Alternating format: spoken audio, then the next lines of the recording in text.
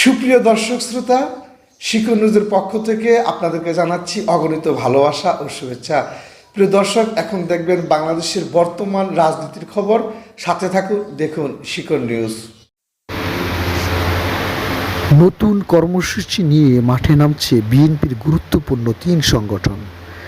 আমরা যদি থাকি সৎ, দেশ সংস্কার সম্ভব স্লোগান সামনে রেখে সারা দেশে যৌথ কর্মী সভা করার উদ্যোগ নিয়েছে বিএনপির গুরুত্বপূর্ণ 3 সংগঠন: যুবদল, স্বেচ্ছাসেবক দল ও ছাত্রদল। বিএনপির ভারপ্রাপ্ত চেয়ারম্যান তারেক রহমানের নির্দেশনায় শনিবার থেকে তৃণমূল পর্যায়ে এই কর্মসূচি শুরু হচ্ছে।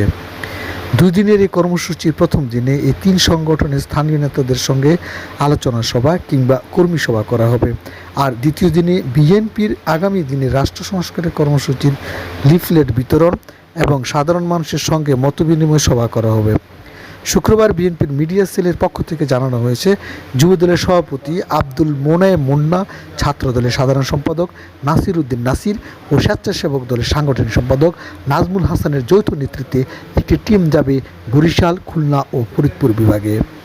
স্বেচ্ছাসেবক দলের সাধারণ সম্পাদক রাজীব আহসান ও ছাত্রদলের সভাপতি রাকিবুল ইসলাম রাকিব এবং যুবদলের সিনিয়র সহসভাপতি রাইজুল করিম পলের নেতৃত্বে আরেকটি টিম যাবে সিলেট, কুমিল্লা ও রাজশাহী বিভাগে। স্বেচ্ছাসেবক দলের সভাপতি এস.এম. জিলানী, যুবদলের সাধারণ সম্পাদক মোহাম্মদ নুরুল ইসলাম নয়ন ও ছাত্রদলের সিনিয়র সহসভাপতি আবু আফসান মোহাম্মদের নেতৃত্বে আরেকটি টিম যাবে চট্টগ্রাম, ময়মনসিংহ ও রংপুর বিভাগে।